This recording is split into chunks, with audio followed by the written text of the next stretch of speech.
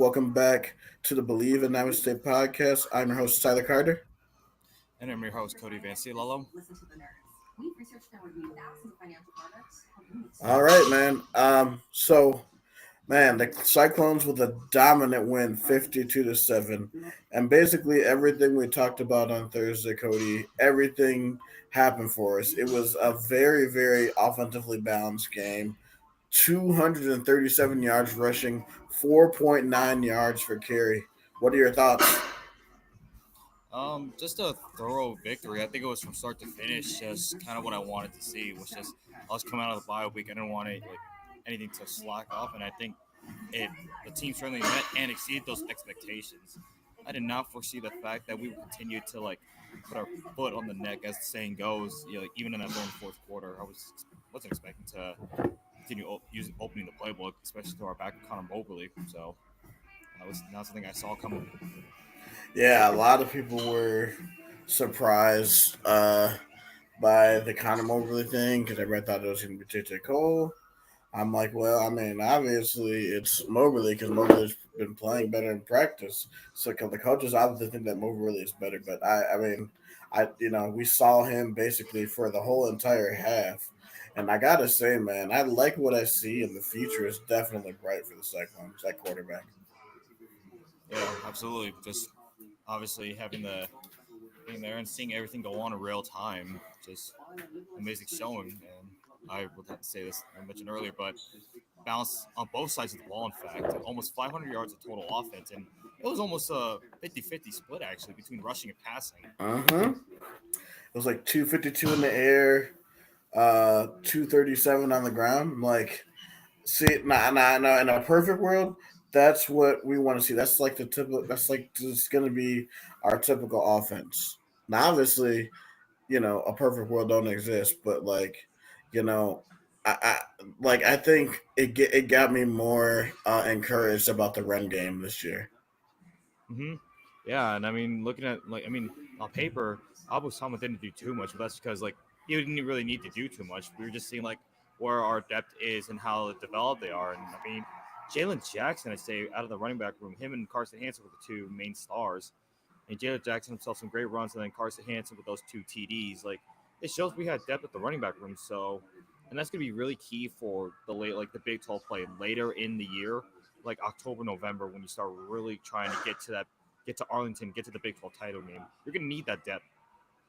Yeah, man. I mean, I was just laughing yesterday during the game because, bro, Abu is making them dudes look silly with those stiff arms, and then on the same drive, he stiff armed the same guy with the opposite arm. I'm like, Dude, wow.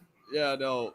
Watching that play, I'm thinking I think Arkansas State went to the wrong place to be doing a slip and slide. Like if they wanted to go ahead and go slip and slide, and they should have just gone down 30 minutes south all the way to Adventureland, go to the Adventure Bay. Right, it was crazy, dude. I was like, yo, I'm like Abu ain't playing, man. Yeah, Um, not just him. Jalen Noel even caught a few guys slipping as well. He put one guy straight on his bottom. Like he just sat him down.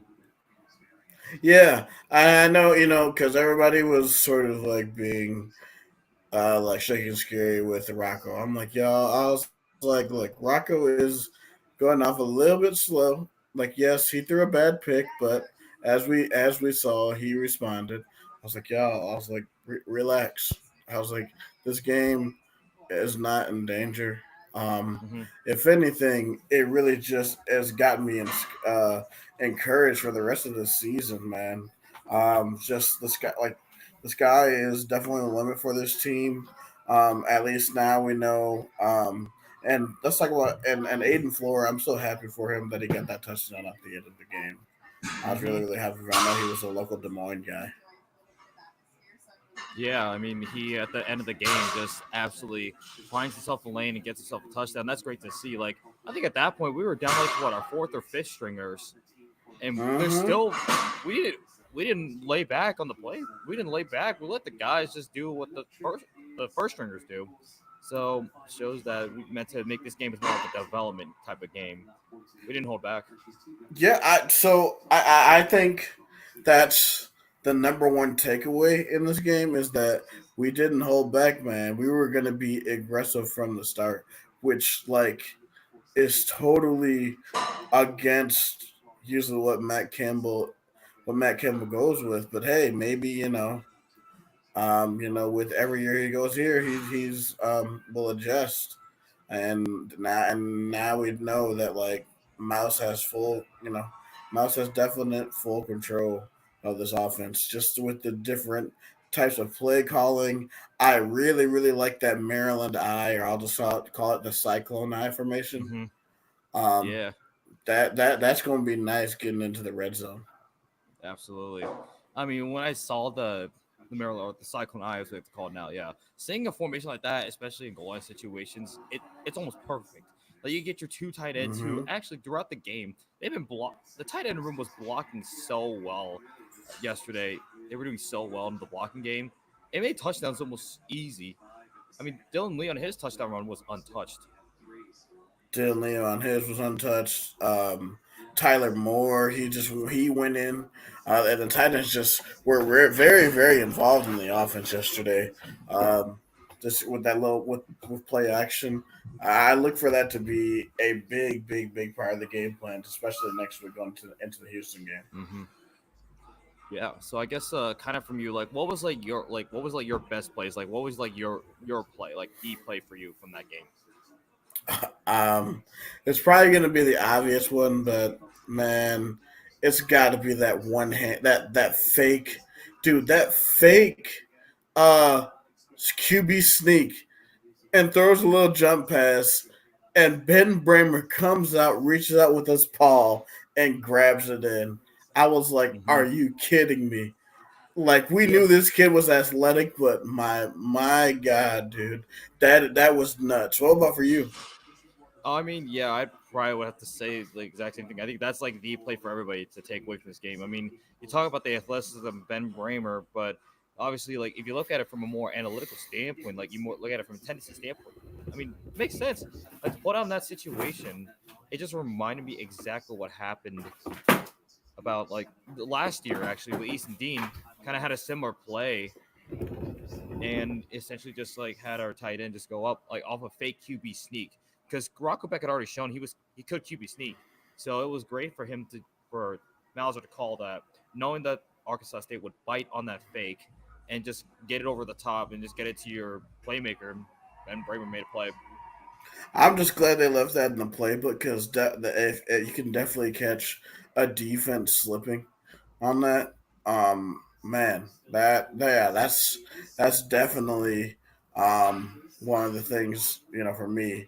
And I one thing for me. And this is my closing thoughts, at least for this, and then we're definitely going to talk tons of Big 12. There's so much that I want to say, and Yeah. and so many irrational thoughts I have for Iowa State.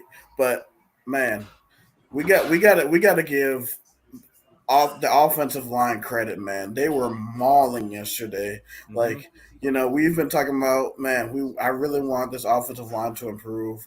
They definitely have taken the steps. Jalen Travis, man, was as advertised, dude. That Yep. big hoss on the offensive line has made such a difference. Definitely needs more reps at left tackle, but man, he did great yesterday. Yeah.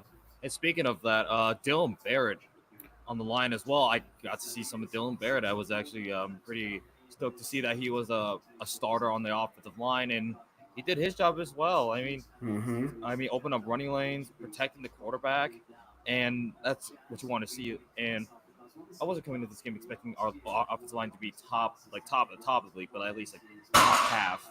So it's a Right. good step up. It's a step up from where we were like previous years. So we're gonna see that line play, and if we can continue to dominate like that, I think there's going to be no limit to where Iowa State's offense can go.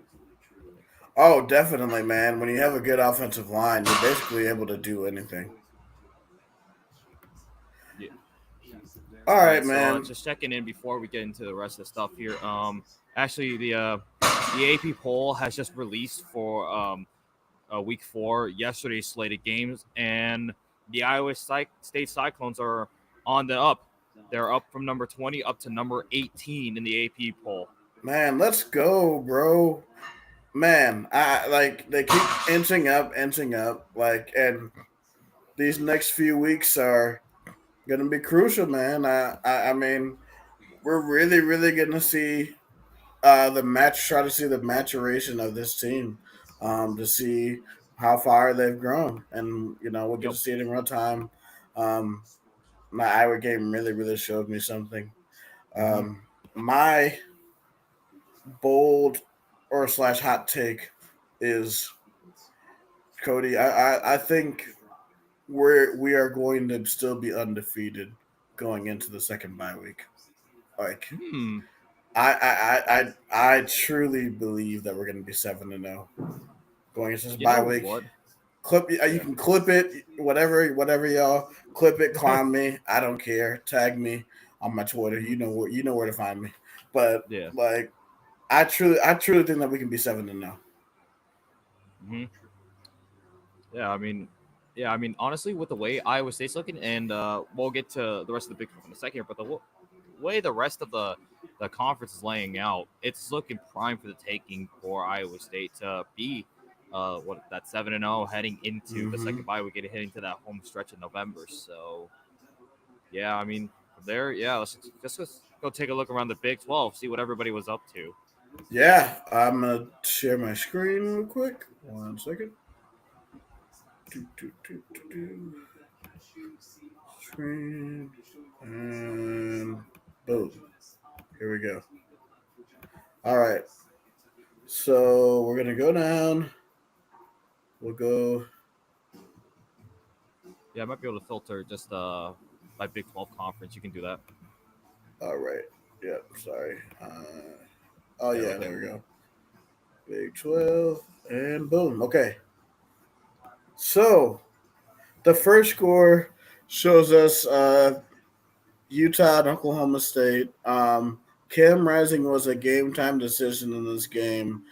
He didn't end up playing, but Isaac Wilson came in there and did well. Dorian Singer had a great game, a guy we talked about in the preview pod on Utah. Um, and yeah, I mean, and Michael Bernard, 182 yards. Utah had an impressive road win. Utah looked good, man. Yeah, I mean they dominated from start to finish. The final score is a little deceiving, but it was all Utah from the jump. Like they just Yeah, controlled the line of scrimmage. They controlled. They were more physical. They were better like in play, and their defense really showed out for that 95% of the game. They showed out. yeah. Oklahoma State's offense could not get it going. Alan Bowman struggled, man, in this game, and they went to their backup at one point. So gonna be it. That was an interesting game. Now Utah has the leg up, and now it bodes for Oklahoma State to have an interesting matchup, man. They got to play at Bill Snyder Family Stadium in Manhattan next week. And Hmm. funny thing is that the next thing I think this is probably the most surprising um, result, man. K State goes up to Provo at night and gets destroyed 38-9. I mean, I don't know what K State was doing. I don't know why they're trying to make Avery Johnson a drop back passer, but that's what they did, and they're not letting them really use his strengths. So I was really sort of dumbfounded by K State's offensive approach. Hmm. Yeah, I mean just people said it before. Obviously, big like going to Provo at night is one of the most intimidating atmospheres to play in, and obviously Iowa State we controlled it from the we controlled that last year. We showed like it wasn't actually meant to be, but I guess that was kind of a one-off because K State clearly wasn't Provo, and I mean they were actually a 7.5 point favorite on the line, and I mean if you had BYU, I mean if it was me personally, I would have actually gone BYU to cover the spread because I think just how BYU plays at night, knowing that atmosphere and the fans, that would be a difficult place to play, and they certainly showed it. I mean, Jake Retzlaff actually had a pretty solid performance. He did what he needed to do. That defense of BYU was absolutely on point, getting a couple Mm-hmm. picks off of Avery Johnson, and then talk about the punt return that almost went bad for BYU, but then all the way to the end zone, circles back around, basically at his own two, and he ends up in the end zone for a BYU touchdown. That return was unreal. I was like, wow. Got the corner and he was just running down the sideline. And then yeah, Houston, Cincinnati, man, and now look, BYU looks like a force now with that defense, bro. BYU looks like a force, man. They're tied with Utah at 4-0. Obviously, it's Mhm. early, but I'm not gonna lie. I did not expect this from BYU. Not at all. Yeah, me neither. And now, like, I'm thinking, like, it's just because, like, I think now BYU is actually acting into the Big 12. I still had, like, even last year when they first joined the Big 12, I had pretty high hopes for them. And last year, obviously, was a learning experience for the team, learning what it's like to play in the Big 12. And I think now, with that experience under their belt, I think BYU is ready to go ahead and be a top half team with the Big 12. Definitely. We shall see what happens. And yeah, since Cincinnati is also on the roll, I believe they're also still undefeated right now. They blank Houston 34-0. Man, this was just an ugly showing by the Cougs. Yeah, Houston, man, like for that little brief moment when we thought maybe Houston would have been like solid after their only losing only by 4 to Oklahoma and then going and destroying Rice, winning 33-7. Some people were saying, okay, we got to watch out for Houston here. I think even Iowa State fans in our game, we were a little concerned that maybe Houston was scarier than we thought. But now with the showing that they had against Cincinnati, I don't feel as scared of it now because at the end, uh, their quarterback went 11, Donovan Smith, 11 to 16, 73 yards, and only in a pick. And so they only had 233 yards of total yards and 3 turnovers. So I'm thinking Iowa State.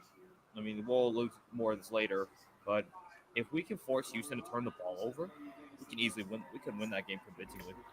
Oh, definitely, bro. I'm really really confident going into next week, and yeah, with Cincinnati, Scott Satterfield has these boys rolling. And everybody was like, "Oh yeah, they're going to be the worst team." Now, hey, they're 4-0. I mean, so it's going to be interesting to see how they fare.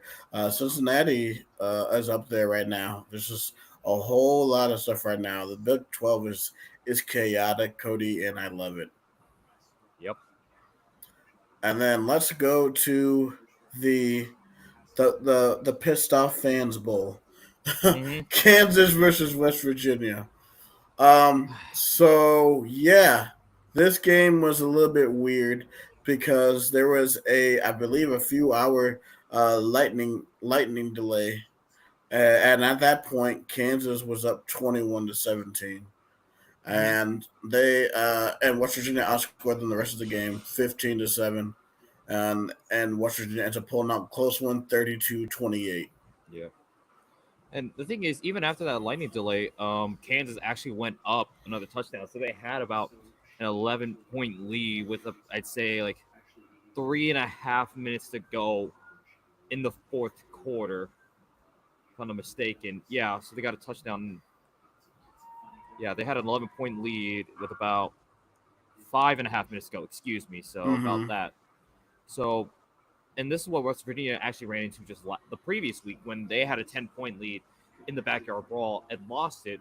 They gave Kansas a taste of what they felt last week. So that's what you see. And then obviously just Kansas, man. Like, I think Jawan Daniels is clearly not that dude.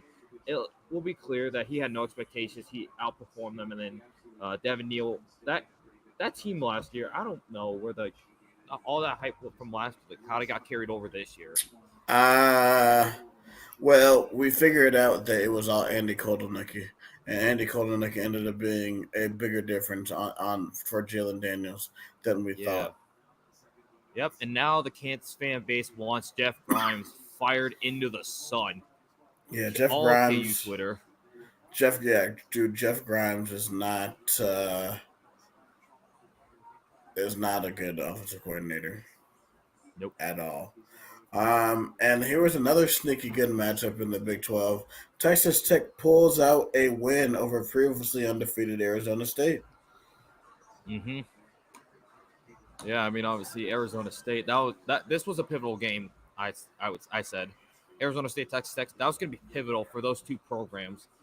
Would Arizona State be truly who they were in the non-con, or would Texas Tech even get back on their footing, get back on their feet after that loss at Washington State? Yeah. Texas Tech showed that they're still up. Don't forget about us. So they showed that yesterday. Arizona State's still going to be a tough out. Obviously, they have my respects now. And this one just an ugly game, man. TCU gets blown out by SMU 66-42. Man, that defense is putrid. Yes, it Man, is. I just I don't know what they did. And also, TCU's coach got ejected in this game, which is Yeah. absolutely crazy. hmm And the funny thing is, Sonny Dykes before TCU was actually the former head coach at SMU, so it felt like kind of poetic for SMU to host TCU in that manner, and for them to put up 66 points. Like that's unexcusable. Like for TCU, like there's no reason you should be allowing 66 points for any opponent, even if it was against you. Like that should not be what what should be accepted. And TCU, man, from being in the national championship 2 years ago to what they are now, that needs to be studied. That needs to be studied. I mean, I think I might have a theory. I think he may have won with Gary Patterson's players. I mean, because that roster is not as good as it was. There were so much NFL talent on that roster, and now it's just like, man, where did that all go? They were Yeah. active in the transfer portal, but being active in the transfer portal doesn't mean that they're automatically going to hit. Like, I think that's what we're going to learn in this era of college football. Yep. And lastly, man, this was a bonkers game. Man, Colorado pulls out the win over Baylor in overtime. Baylor was up 21-10 in this game in the third quarter at this point. Yeah, I think it was actually 24-10. They were up 14. Oh, Like, right, yeah. yeah, before Colorado got a touchdown just before halftime. So they were up at that point. And yeah, this was just a wild, chaotic game, especially like in the fourth quarter and overtime. I mean, talk about like what happened like right at the end of the game where you had the receiver for Colorado. Ball hits his like chest right there, and that could have easily been a walk-in touchdown, but he drops it. But then they still get the touchdown anyways on the next play, and they go to overtime. Then Colorado gets another TD because I think they started overtime with the ball. They Yeah, they won the did. toss, if I'm not mistaken. Okay, yeah. And then Baylor was on offense, and he had the running back, I believe, dive for the end zone, try and tie the game. Ball's fumbled. It goes out of the end zone for a Colorado touchback, and it's a win. And you see all the Colorado, like the students, just rushing the field. Although there was still a review because the official had to make sure if either he did fumble before breaking the plane or not, and Baylor touchdown. So it's just wild seeing all the Colorado fans just rush on the field, like waiting outside like the 25-yard line. Right.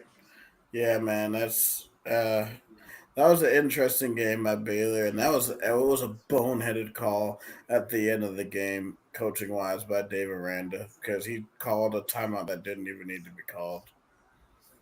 No, it was incomplete. So like it was incomplete. So the clock would have stopped anyways. Oh, okay. So Yeah, that's what because it happened. was an incomplete pass. Yeah, the clock stopped anyways. I'm guessing he called a timeout because like to get his defense set. And unfortunately, the defense wasn't meant to be, but still. Gotcha. That's unfortunate. Now they move to 2-2, and I believe they're on bye week next week. Yeah, I believe Before so. they play us and Ames, that's going to be the whiteout game. Oh yeah, Um, that whiteout game so is. the yeah, I'm hoping it's just gonna be one of those special things. I'm just like thinking need to come out of a win against Houston, like kind of take care of business against Houston overall. So that's what I'm looking for. And yeah, yeah. You have any other thoughts? not really. Just I mean, Matt Campbell has now tied Dan McCartney for the most wins as an Iowa State head coach. Next week, he's going to go for the outright record. So let's got to see where we go. And again, Iowa State finally starts conference play. Just got to see where we're at. But I'm feeling really good about this team. I think this team's going to have something special. It's got like similar expectations maybe to the 21 team, but I think we have more substance now because we have like younger players. We have an offensive coordinator who's much more open to opening the book. And I think we're going to be able to utilize our talent more and be a better squad than that squad was. I think the one thing that separates the 21 and 24 teams is that the 24 team has a lot more mental toughness. Um, like that 21 team definitely would have folded during that Iowa game. We've seen it before. Yeah. So like man, the mental toughness of this team, I think is definitely going to be a difference, which is why I think we're going to get to the goals to where we need to be. Yeah.